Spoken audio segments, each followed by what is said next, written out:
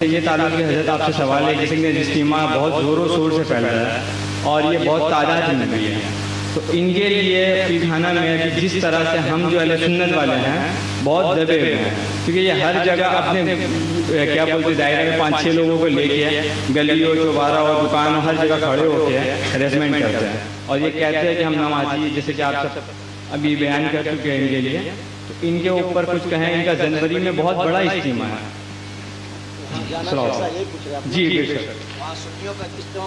جی، اور ہمارے نوجوان ابھی سب ان کی طرف بھی بہت زور سے جا رہے ہیں، جیسے رافضیت کی طرف جا رہے ہیں ویسے ہی وہابیت کی طرف بھی جا رہے ہیں۔ دیکھیں تو ہم آپ کی خدمت میں ایک اہم ویڈیو لے کر حاضر ہوا ہوں جس سے آپ کی ایمان کی حفاظت ہو سکتی ہے، اس لیے کہ اس وقت اپنی ایمان کی حفاظت کرنا بہت مشکل ہو گیا ہے۔ اہل سنت والجماعت کے جلسوں میں ایک نوجوان نے کھڑے ہو کر مولانا فاروق رضوی صاحب سے سوال کیا کہ حضرت یہ بتائیے کہ دیوبندیوں کے جلسوں میں جانا، ان کی کتابوں کو پڑھنا، ان سے بات چیت کرنا کیسا ہے؟ کیا ہم دیوبندیوں کے جلسوں میں جا سکتے ہیں یا نہیں؟ ان کی کتابوں کو پڑھ سکتے ہیں یا نہیں؟ دیوبندی عالموں کے ساتھ بات چیت کر سکتے ہیں یا نہیں؟ تو مولانا فاروق رضوی صاحب نے اس سوال کا جواب دیتے ہوئے کیا کچھ بیان دیا ہے، آئیے ذرا سنتے ہیں۔ دیکھیں ایک روایت ہے اس کے جواب میں، ایک مرتبہ حضرت عمر رضی اللہ تعالیٰ عنہ توریت پڑھ رہے تھے، رسول اللہ تشریف لائے تو حضرت عمر نے خیال کیا کہ حضور مجھے توریت پڑھتے ہوئے دیکھیں گے تو اور خوش ہوں گے، تو انہوں نے آواز کو بلند کیا اور توریت کو بلند آواز سے پڑھنے لگے۔ سرکار کے چہرے پہ ناگواری کے اثرات ظاہر ہوئے۔ سیدنا ابو بکر صدیق بھی ساتھ میں تھے رسول اللہ کے، تو ابو بکر صدیق حضور صلی اللہ علیہ وسلم کے مجاز شناس تھے، حضور کی مجاز کو بہت اچھے سے پہچانتے تھے، کیونکہ آپ ان کے بہت رفیق غار بھی کہا گیا ہے، آپ کے رفیق تھے خاص، حضور کے اشاروں کو جان لیا کرتے تھے، تو حضور کے چہرے کی ناگواری کو بھاپ لیا کہ حضور کو عمر کا تورات پڑھنا پسند نہیں ہے، تو حضرت ابو بکر صدیق نے حضرت عمر کو کوڈیل سے اشارہ کیا اور کہا کہ عمر خاموش ہو جاؤ، دیکھتے نہیں کہ رسول اللہ کے چہرے پر کیسے اثرات ہیں۔ تو حضرت عمر نے دیکھا تو محسوس ہو گیا کہ رسول اللہ ناراض سے ہے، عرض کیا یا رسول اللہ میں تورات ہی تو پڑھ رہا ہوں، مطلب یہ بھی تو ایک آسمانی ہی کتاب ہے۔ اللہ کے نبی نے فرمایا کہ کیا تمہارے لیے اللہ کا رسول اور اللہ کا قرآن کافی نہیں ہے؟ کیا بات ہے، واہ سبحان اللہ۔ اور توریت تم پڑھتے ہو جبکہ اللہ کا رسول تمہارے بیچ موجود ہے، مجھے بتائیے توریت آسمانی کتاب تھی کہ نہیں تھی؟ تھی، مگر آسمانی کتاب سے پڑھنے سے کیوں روک رہے؟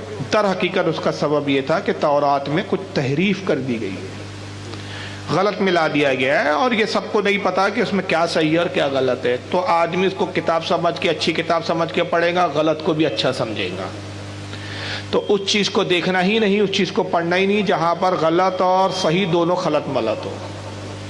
اس سے ہمیں یہ پتا چلا کہ ایسی چیزوں سے بچنا چاہیے۔ حضرت عمر کو رسول اللہ نے تورات پڑھنے سے روک دیا، تو ہمارے علماء عوام سے کہتے ہیں کہ ان کے اجتماع میں نہ جاؤ، تو اسی بنیاد پر ہوتا کہ بھائی وہاں جاؤ گے تو غلط بھی باتیں سنیں گے، اس کو بھی صحیح سمجھ کے تم صحیح مان کے آ جاؤ گے، نتیجہ یہ ہوگا کہ تمہیں سمجھ میں بھی نہیں آئے گا کہ صاحب کہاں ہمارا عقیدہ بدل گیا۔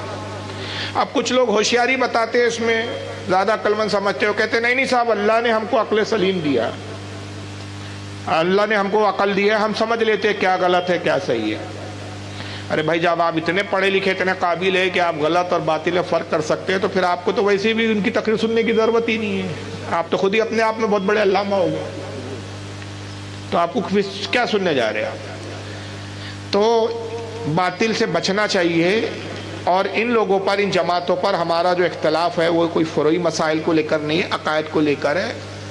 ان کے عقیدے گستاخانہ ہے، ان کے بزرگوں نے جو کتابیں لکھی اس میں گستاخیاں لکھی، جس کی بنیاد پر ہمارے علماء نے ان پر کفر کے فتوے صادر کیے، اور ابتدا میں ہی میں نے حدیث بیان کر دی تھی، اگر اس حدیث پر ہی آپ تھوڑا سا غور کر لیں کہ حضور نے کہا 72 فرقے جہنم میں جائیں گے، ایک جنتی ہوں گا۔ آپ اپنے آپ کو جنتی مانتے ہیں کہ جہنمی مانتے ہیں؟ جنتی مانتے ہیں نا، تو پھر جہنمیوں کے اجتماع میں جا کے کیا کر رہے ہیں آپ؟ واہ کیا بات ہے، سبحان اللہ، کیا بات ہے، ماشاء اللہ۔ ہمارے یہاں کس چیز کی کمی ہے؟ کیا علماء نہیں ہے ہمارے یہاں؟ کتابیں نہیں ہیں ہمارے یہاں؟ بہت خوب، ماشاءاللہ ماشاءاللہ. آپ کو دینی جاننا ہے تو اپنے علماء سے جانیے. سبحان اللہ ماشاءاللہ. کیا بات ہے. اپنے علماء کی کتابیں پڑھیے. ہر زمانے میں کتابیں. اور اس زمانے میں تو اتنی آسانی ہے, کتاب جو آپ کو نہ خرید سکے, نہ مل سکے آپ کے تو PDF میں کتابیں اویلیبل ہیں. اپنے علماء کی کتابیں آپ ڈاؤن لوڈ کیجئے, اس کو پڑھیے. ہمیں ضرورت کیا ہے؟ یاد رکھیے باطل کی صحبت بھی جو ہے نا وہ عذاب کا سبب بنتی ہے. حدیث پاک میں آتا ہے, امام غزالی نے اس کو لکھا اور بھی علماء نے لکھا کہ حضرت موسیٰ علیہ السلام کے بعد جو پیغمبر بنا کر مبعوث کیے گئے قوم بنی اسرائیل میں, ان کا نام ہے حضرت شمعون علیہ السلام. کیا نام ہے؟ شمعون. اور ان کے بعد پھر ایک اور نبی ہے حضرت شمعون کے بعد, حضرت یوشع ابن نون پورا نام یہ ہے. 6 لاکھ آبادی کی طرف یہ بھیجے گئے.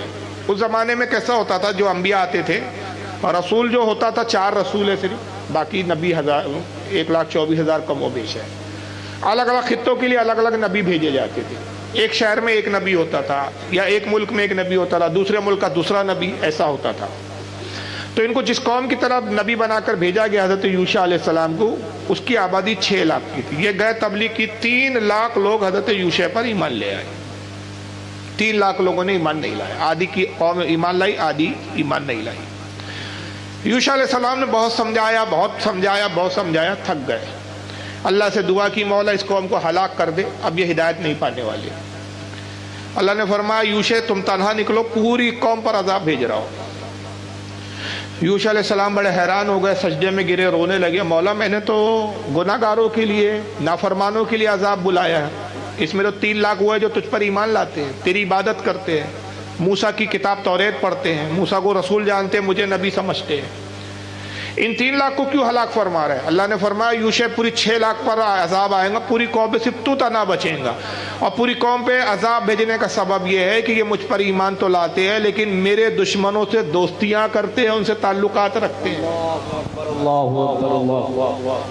پوری قوم پر عذاب آیا, 6 لاکھ کی 6 لاکھ تباہ ہو گئی. اور اسی کو قرآن عظیم نے بیان کیا ہے سورہ مجادلہ, قرآن کی سورہ مجادلہ, آخری آیت جہاں سورہ مجادلہ ختم ہو جاتی ہے. خالق کائنات ارشاد فرماتا ہے لا تجدوا قوما یؤمنون باللہ والیوم الآخر یوادون من حاد اللہ ورسولہ. اے محبوب تو نہیں پائیں گا اس قوم کو جو دعویٰ تو کرتی ہے کہ ایمان لائے اللہ اور آخرت پر, اور دوستی کرتے اللہ رسول کے دشمنوں سے. اللہ فرماتا ہے کہ اے میرے محبوب تو اس قوم کو مسلمان نہیں پائیں گا, وہ مومن نہیں ہوں گے, وہ ایمان والے نہیں ہوں گے کہ صرف دعویٰ تو ہے, اللہ پہ ایمان ہے, آخرت پر ایمان ہے, رسولوں پر ایمان ہے, مگر کرتے کیا ہے؟ ایمان کے دعوے کے ساتھ دوستی کس سے کرتے ہیں؟ اللہ رسول کے دشمنوں سے, گستاخوں سے. وہ مومن نہیں ہوں گے. وَلَوْ كَانُوا آبَاءَهُمْ أَوْ أَبْنَاءَهُمْ أَوْ إِخْوَانَهُمْ أَوْ عَشِيرَتَهُمْ. وہ دشمنان اللہ رسول اگرچہ ان کے باپ ہو, ان کے بیٹے ہو, ان کے بھائی ہو, ان کے کتنے ہی عزیز ترین رشتہ دار ہو, اگر وہ رشتہ داریوں کو نبھائیں گے تو اللہ فرماتا ہے وہ مومن نہیں ہوں گے. ایمان رشتہ داری کی بنیاد پر نہیں ہے. ایمان کا تعلق رسول اور اللہ کے محبت سے ہے.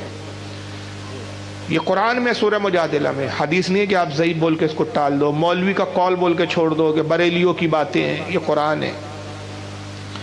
مولوی صاحبان وہی سناتے ہیں, دیوبندی وہابی ایسی باطل حدیثیں سناتے ہیں, یا تو ایک تو حدیثیں صحیح نہیں ہوتی اور دھوکہ دیتے ہیں.